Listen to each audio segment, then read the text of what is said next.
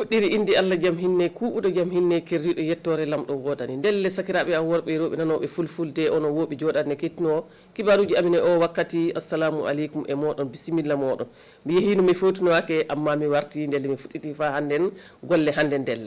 ndelle toɓɓe kibaruji amin hannde ɗumi kolloto on kam wonno ɗum wonno en kalan haala ɗum wonno kiiti gonɗo no waɗe leydi men e Burkina Faso ɗo habare ƴuwgol Sankara e garat fa hannde ndu kalen haala ɗum wonno moƴƴere nde suwaɓe leydi meɗen gaɗani ɗum wonno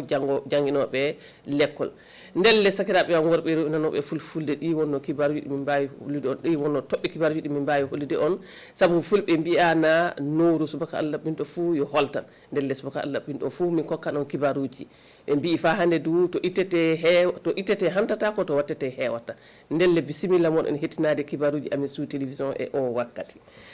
dago no mbinnumo en joni ni suudu baba aɗanen Allah fou hannden o hande subaka beete o nden wonno ko wiya fa hannden kiiti kam wonno ko mbiyete tubakore procès ɗum wonno laamiɗo Thomas Sankara ndelle hannde subaka wonno ko kiiti en puɗɗi ay keɓon famde du hono soldasiɓe kamɓe wonno ɗum wonno waɗoɓe on kiiti saabu wona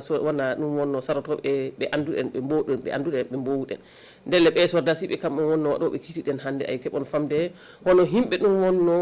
sappaɓe wiya kamɓe wonno warɓe Sankara ɓen yo himɓe 14 amma ele maɓɓe himɓe ɗiɗo wonno garay kawri e ɗum wonno e ɗi kiite kam wonno laamiɗo kiɗɗo kam woni Blaise Compaoré e tawti fa hannden neɗɗo muɗum goto no wiye fa hannden inde makko nen miccitaki ɗum de himɓe ɗiɗo paamonike himɓe ɗiɗo wonno kawre kam wonno ɓe mbimo on joni ɓe ndele ɗum wonno kiiti on fuɗɗama hannden amma ɓe muñitake guinan fadde fa hannden ɗum wonno sarotoɓe ɓen ina kooƴa talkiɗin ina kiiña ina daara fa hannden no wonnono ɗum yaare joni no suudu baba en kaltana haala ɗum wonno e haala dokkal ɗum wonno mbar jaari hono ñande asawere jeene lewru ndu gonɗen ndu en keɓon famde le galluure meɗen wakadu ɗo en on wonno ñalawma fa hannde mo suɓaɓe meɗen cuuɓi fa mbarjo fa teddina fa paydina fa hannden jangguinoɓe meɗen l'école saabu ɓe jangguina sukaɓe meɗen l'école fande ndelle mbar jaari e tawti fayda wonno koɓe gaɗani ɗum wonno jangguinoɓe meɗen l'école fa keɓon fa hannde laaɓal e banggal ɗum o ñalawma en jaaha nodde nilaɓe meɗen kam wonno Amadou Ilboudo Oumou Cissé e tawti fa hannden bandi en gorko Boubacar Boli yo Silga Simon mo diogu centre S kan wonno fuɓurɗo wawude golle mum ele rewɓe jangguinoɓe ɓen hikka sukaɓe jangoɓe hemde joyo wonno ko o jangguini rawani ɓe fuu ɓe keeɓi CP maɓɓe kanko on o heeɓi baɗɗu ele worɓe toon du yo Sampoabou Yonli mo diogu lettugal sabu jangoɓe 92 o jangguini fuu keeɓi kanko du o heeɓi mbaɗɗu yo saabe Allah kan waɗi ko keɓumi nde moƴƴere hannde miɗo yiɗi du golle am miɗo yiɗi sukaɓe am ɓe jangginanmi ɓe woɗi du ɓe anda ɓeydu mi wallitan ɓoy wakkati gommo fof fa ɓamto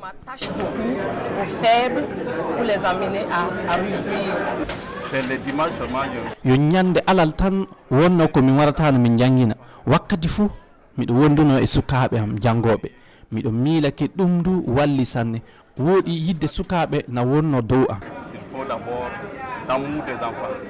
ko wona kamɓe ɗiɗo ɓe jangguinoɓe joyo woɓɓe gasin keɓɓi moƴƴere saabe ke fay so nokkuji ɗo ɓe jangguinta to na wondi e saɗɗaji ɗum wonno rafidenagu haɗay e darade fa jande sukaɓe maɓɓe heeɓi woodi limore maɓɓe ɓe fuu heɓuɓe teddengal ñande jemma asende yo hemde e 19 maɓɓe goto fuu heeɓi buuɗi ujunaje 20 e nawtirguel kesel ordinateur gotel e guineji goɗɗi fa hannden wonno ko député en Burkina kokki jangguinoɓe ɓen. Nous profitons de l'occasion en tout cas pour lancer un appel aux parents d'élèves, aux élèves à avoir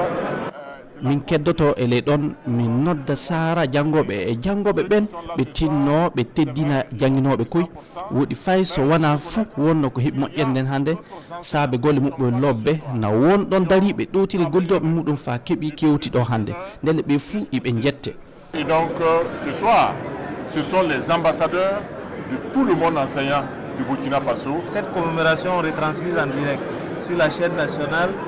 teddinede jangguinoɓe ɓe jaltinama e les suudu télé e radio Burkina e adunaru fuu fa daara ndelle firtatanake Burkina nan dari fa janɗe mum heɓa yaara yeeso fay so wakkati ɗi na tiiɗi rafi denagu na Covid-19 e tawti mutireji e talkaku funa ɗon. Et le défi de la faune sociale mais aussi le défi de la pauvreté. Horejo député en hollike jango nyalande ni député en itta fa teddine nde nyalande tabintinama wudi wadete hitande fu wudi be gollan no watta fa nde moƴƴere kokketeɓe janginoɓe ɓen ɓeedo fa ɓurani. aywa jaren fa hande kibaruji meɗen yaade yeeso ñande nayyi fa yaha jeetati ɗum wonno fa yeehi jeetati lewru gonɗen ndu en ley ɗum wonno commune nakko kam wonno province poni alkadara ɗum wonno kiloŋaji alkadara kiloji kemi jeɗɗi ɓooɗe lagine e cafaji bonɗe wonno ko nanga e juuɗe bomɓe noyi wonno no ɗum fuɗɗiri en jahan kettinoɗe nilaɓe meɗen sur télévision kam wonno Isaka Zabré Lambert Soma e tawti fa hande Boubacar Boli. Hakkunde wuro no anditire nakko e Ghana yo ngo maayo wonno ko sendi ɗum lagine ina ƴuura ɗon na naata ele wuro nakko laamu e dariɓe e habdude e lagine heɓi teeti ɗum ele juuɗe yimɓe. L'opération a été prévue du 4 au 8 octobre 2021. Min gaɗi golle ɗen ƴuude nayi fa yaade jeetati ndu lewru happa balɗe tati min adi fa joni kam min tawda e lugagol worɓe amin capanɗe nayo min gatti ele gollal ngal so dasi ɓe gawa nakko malbo fuu kawrodinama ele ɗe golle gendarme en police en douane en e tawti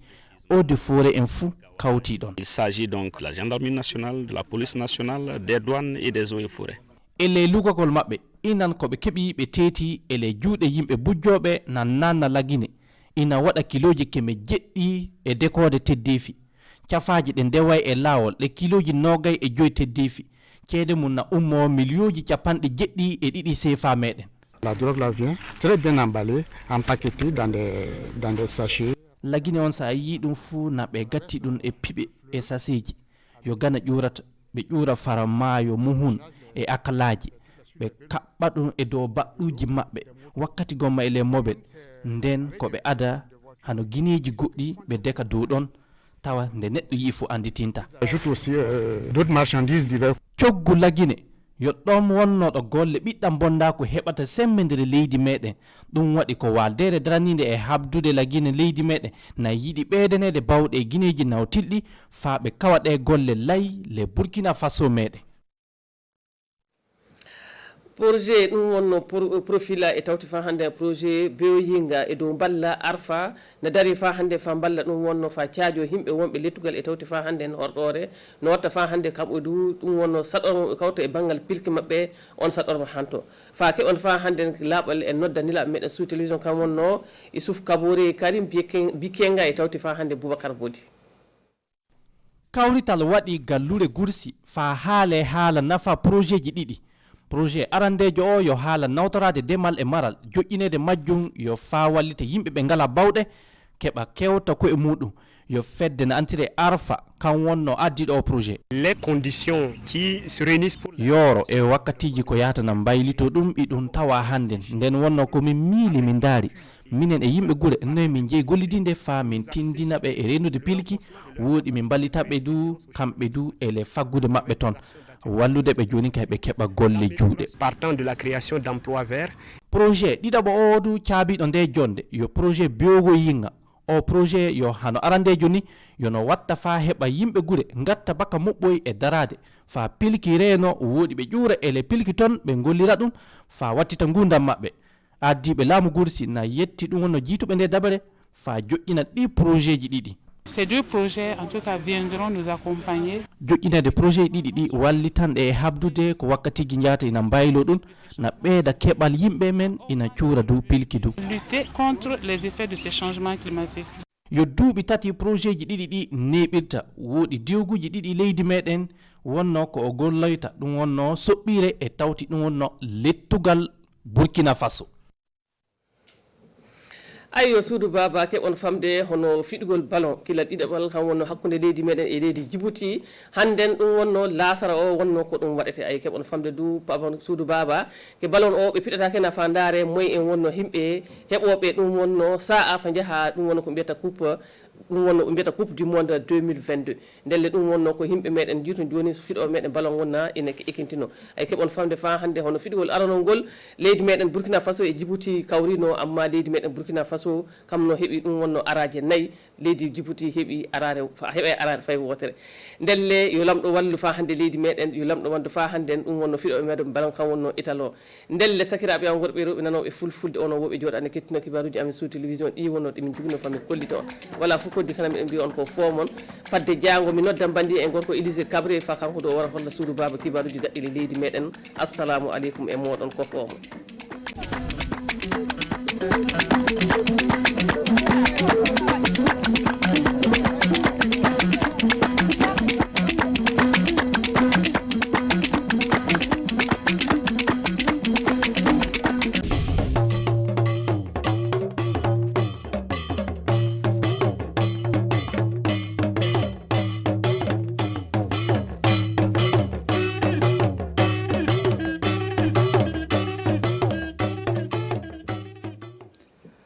Sambi sagili rapa parba yam ramni zu fansanta ton konne ton wakat kangar pusila ne woto wende kibaya zura da la woto runde yibeoga ada Thomas Sankara Neptune tasban pila yib saman kalam 1987 yumde ade salira malika menange seba ina pa ma venam 5 ne bon kangwenge kibaya pokana medna tala taban kengo kudoro tiras may vusma son lore ar kombi bisa sembe Burkina Faso tala sekne tenga tar soba abri kabzuli santasba ba min larman tala leubu totori andi kantasba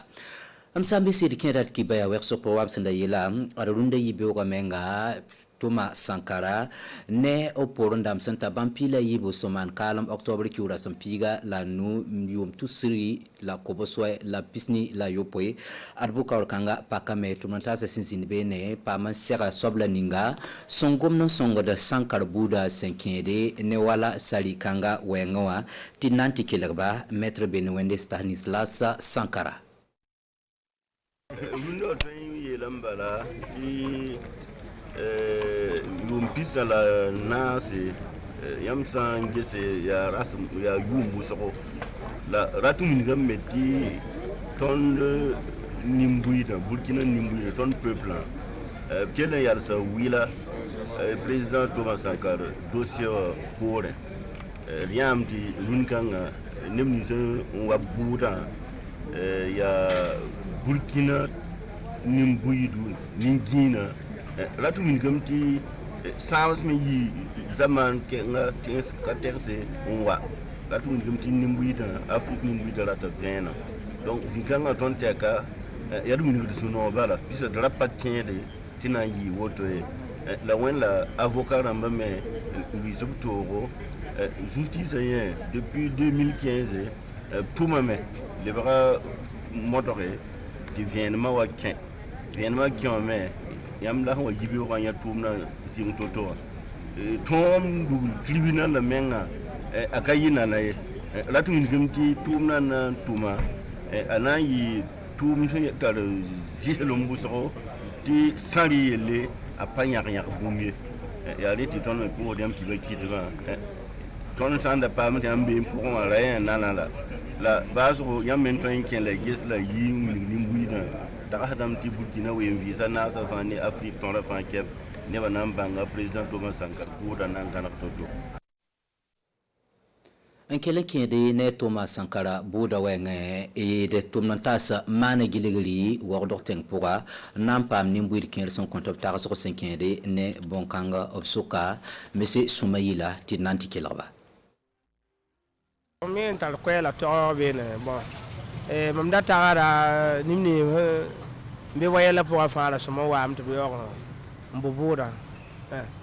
ti kare bam hambe kiyangti bura yo bur karanti yo mi hiya bramba kata kasaka ni mami wala vanda be wa bura jingwa so mayira wa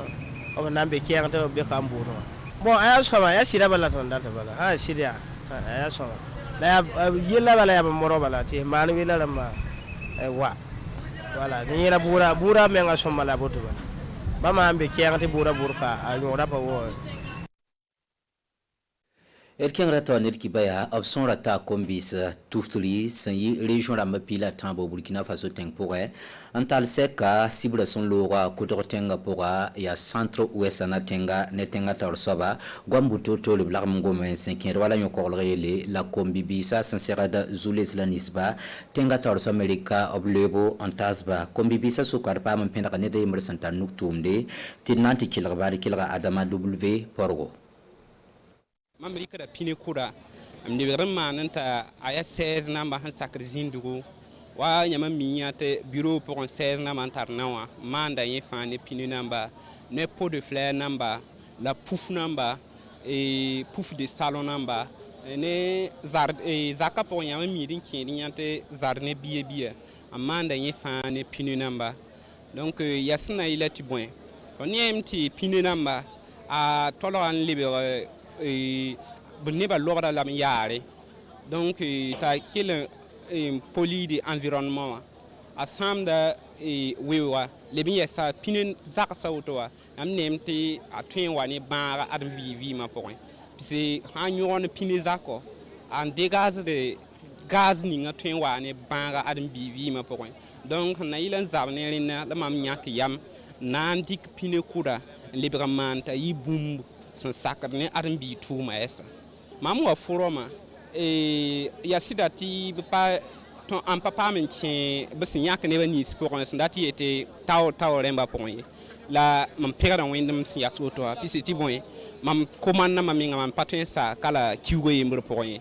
on patun sa commande na bay pama commande na wusugo pama relation na wusugo mam tomda point rundo mam biba ya ni nugule mam tomne tomda aputa han mi tumda fa mi ti fa nan tum yaw ni nugu ya bum han to lokon siti zabdo woso a tara machine number donc mama handa wa be ko foroma ya hanna winigi ti bankanga bene mame donc la han tunya mam ni machine number han tu mana ka pini number bibi songoma la malheureusement papa men ki be ko tawremba poye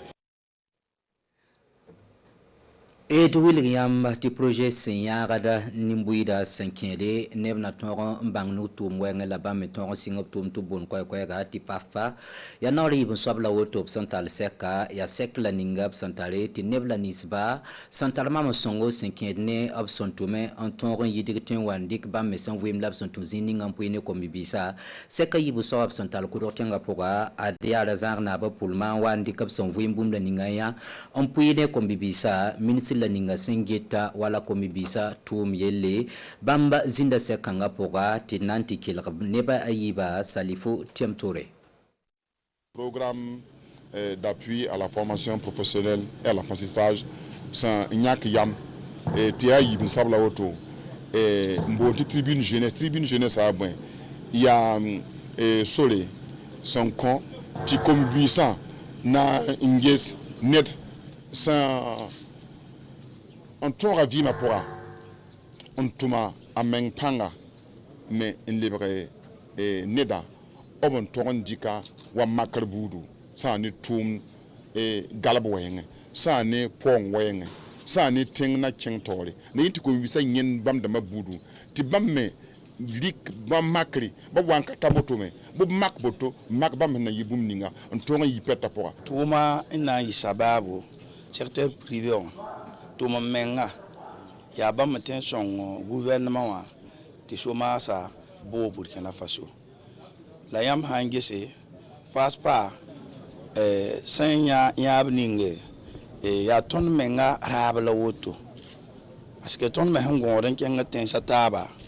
ton mi kam to numbuyi do wala mi do Burkina Faso neba la mana wanti bam chômage sa pa lebe asan wa be me pa yi 2% bi 3% bi 4%.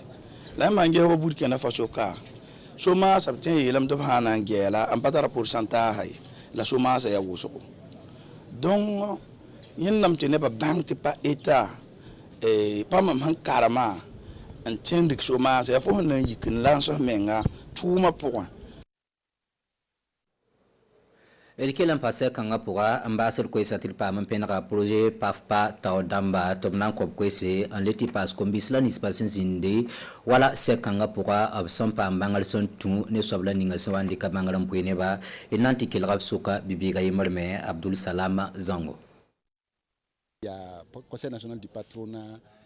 ndik yam monsieur Apollinaire Compor wa avant élection bien tibam menangi hame en lui septoro tum kolra mbene jeune dama ya bam mezulera bala mim ti teng han ka gembane ba yam ha ya chef d'entreprise la mentare loro tenga han ka gembane yam me sira ka gen voilà donc ya rien qui conseil national du patronat et tibam menandi ka sardo ngehe bone bala bam metremane en son gouvernement wa tabi gehe bone bala tremanti jeune dama pam tuma les parts yam mimiti tumna yam han ntare tum kamba tuma minim kata yam entreprise katen cheng tore ate yam titon son kamba formation ya ton entreprise da mala ton me sonda voilà puisque ya bamba han kana ton créer ton entreprise da ma obnan tuma ni entreprise da ma donc ton forme de jeune da ma na yilente wa son ton entreprise da ma tap cheng tore nebne ni se nyaado tumra wato sana jeurundur no tone formation kanga budu araba we ton tenga pokane donc la ayi sababu ti ne ban zama sai nan se uzuga fa zan ichepe ni ga fa riki da men nan tumpo wanti to nanje wa naba uni yem bacin école zaziye la yimi yole opérateur économique adum bi fa so mame riki no chender kanga na yili ta bevi ma yinere ke ne pa formation me pugo me orundu tone me suru no mame mam tara no so nata no sko ba ni zaka mamze mande iliva pugo wonam sakara pure Sambi sirpu sila baraka kibe ni mora yada kanundunda amtumnanta ka Pierre Widra ko konti la sek be winto wakati ipsasa amsawa yikine ta sungalo ataranzindi wana kelangana kar samana bane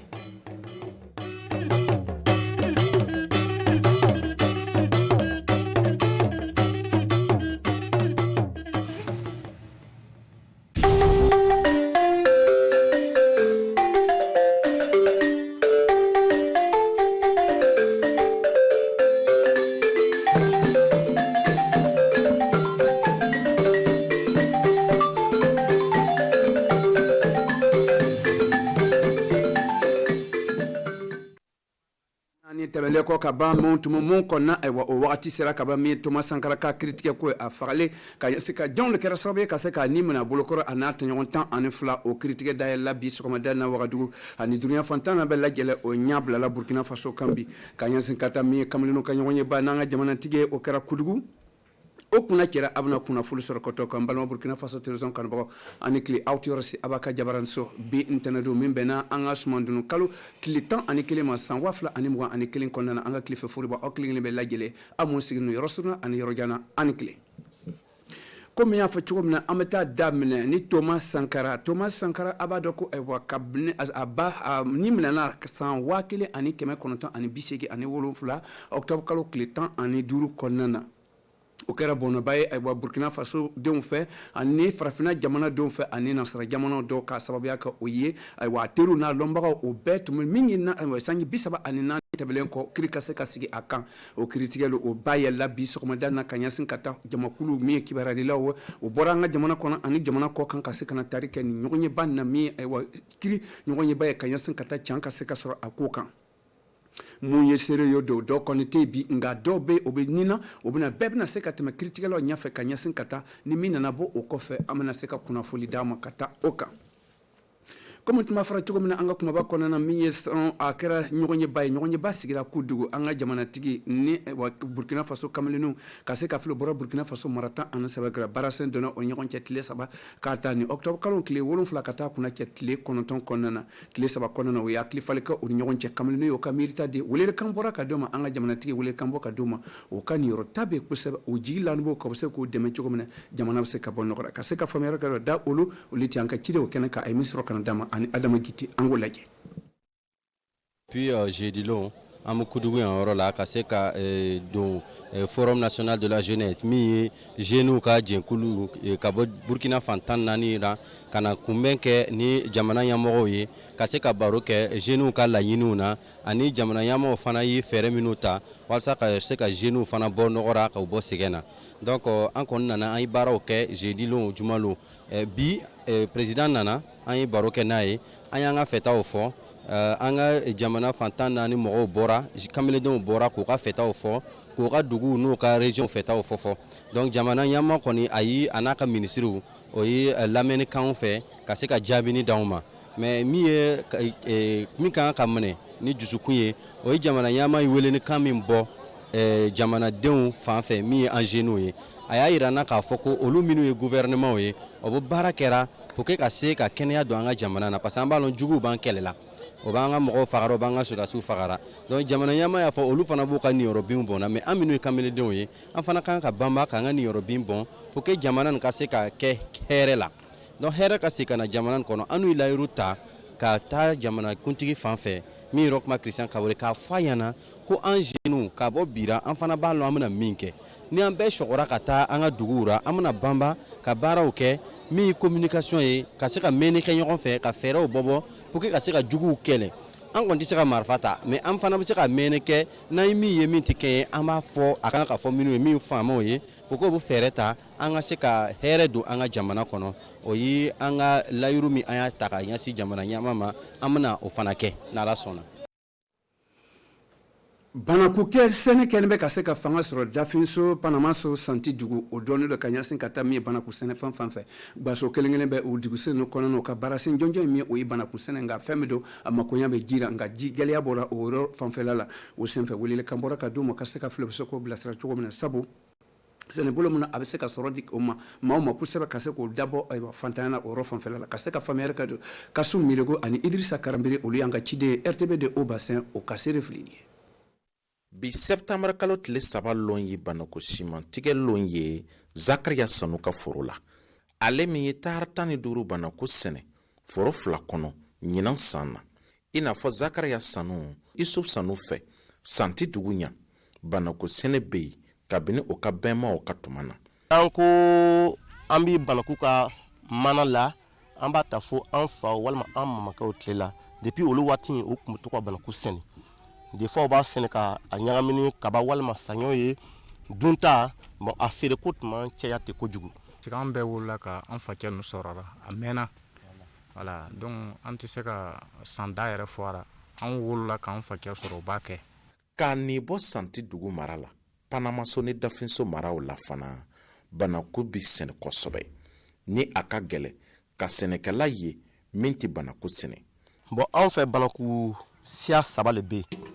a banaku fɔlɔ ye min ye an b'a fɔ ma ko variété locale Santi dugu o ye banaku ka siya min ye an wolola ka sɔrɔ an fa fɛ yan o b'a baara kɛra bon variété wɛrɛ nana na ale ye INERA ka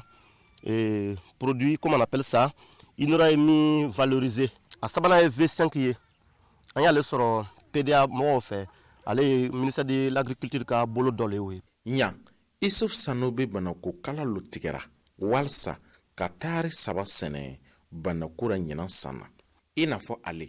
bɛɛ fɛ nafa ka ca banaku sɛnɛ la bayɛlɛmabagaw fana ka sanni kosɔn ka kɛ cɛkɛ ye banaku tɛ bɔri kɛ tuguni en tout cas an yɛrɛ tɛ se ka marché yɛrɛ comment dirais-je an tɛ se ka sanbagaw ka ŋaniya yɛrɛ dafa u bɛ na u b'a fɛ mais banaku tɛ ale bibi na ne yɛrɛ des fois n ka téléphone fermé pour que vraiment i t'a lɔn i bɛna na min fɔ mɔgɔw minnu bɛ se ka ji don u ka banaku ra o sɔrɔ ani minnu bɛ compter sanji dama kan kelen tɛ hectare kɔnɔna na n'i sera ka tonne 35 sɔrɔ n'an y'a jateminɛ ka banaku feereta calculer kilo kelen bɛ taa bɛn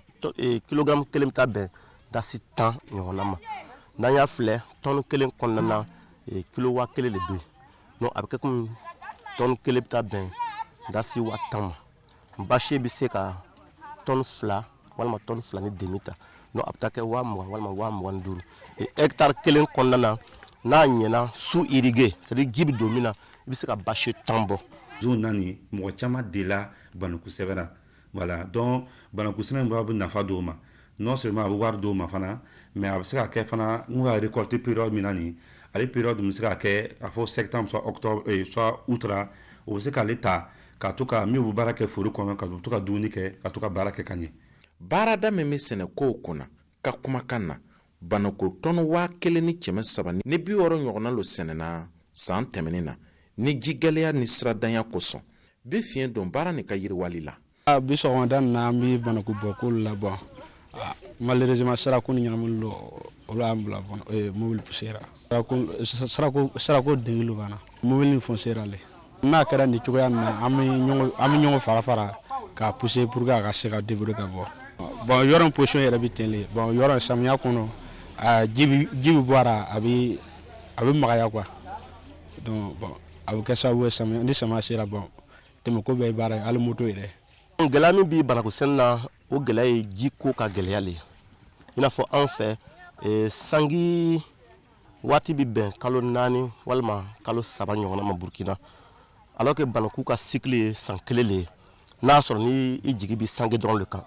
sinon n'a y'a sɔrɔ ni ji b'i fɛ n'i bɛ se ka ji dɔn banaku la kalo 6 kalo 7 maximum kalo 8 i bɛ se ka banaku bɔ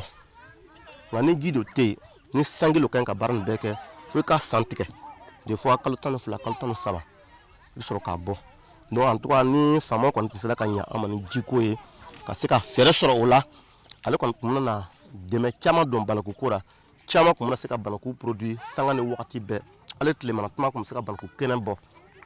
et que a tun bɛ se ka dunkafa nɔgɔya an ka jamana kɔnɔ. Uwe mara la sɛnɛkuntigiw ka laɲini ye ka fɛɛrɛw bila sen kan walasa dɔ ka fara banaku sɛnɛkɛlaw ka sɔrɔ kan ani ka dunkafa sabati ni dumuni sugu caman ye. An bɛ taa n'an ka cibara laban sisan ka yira k'a fɔ ko an ka tulontan min ye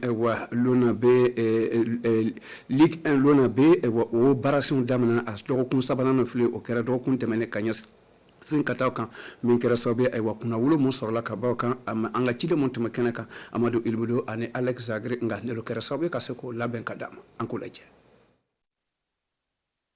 An ta tulontan jɔkulu kɛnɛ kɔnɔna na dɔgɔkun kɛnɛ na min jangbɛ o ba sigira ka ɲɛsin ka taa an ka tulontan bolo ko Ligue 1 lona bɛ a dɔgɔkun 3nan o kunna cɛra ka ɲɛsin ka taa kan mun tun sɔgɔra ɲɔgɔn kan o sefilɛ a senko fɔlɔ ni ASEC de Kudugu olu ye kunkɔrɔta sɔrɔ AS Douane kan o ke bi 2 sɔrɔ ani o ye bi 0 sɔrɔ association sportive de Kurutenga ASK olu taara ka se ka taa o basi Bobo-Dioulasso ASFB kan olu kɛra sababu ka se ka kunkɔrɔta fɔlɔ sɔrɔ min Majestic SC do olu taara ka se ka taa kunkɔrɔta sɔrɔ RCB kan bi 2 ani bi 1 kama sɔrɔ l'AS Police olu taara ka se ka taa danfɛn ɲini o ni ɲɔgɔn cɛ AS Sonabel o bɛɛ ye bi 1 sɔrɔ o senfɛ kama sɔrɔ Kiko olu taara ka se ka tora dɔ fara o ka kunkɔrɔtaw kan nka dɔgɔkun fɔlɔ la tu mun sɔrɔ olu taara bɛn RCB ɲafɛ bi 2 ani bi 1 an ka wagadu ka tulontan jɔkuluba min ASPA ɲininka o ni IFO olu sɔgɔra ɲɔgɔn na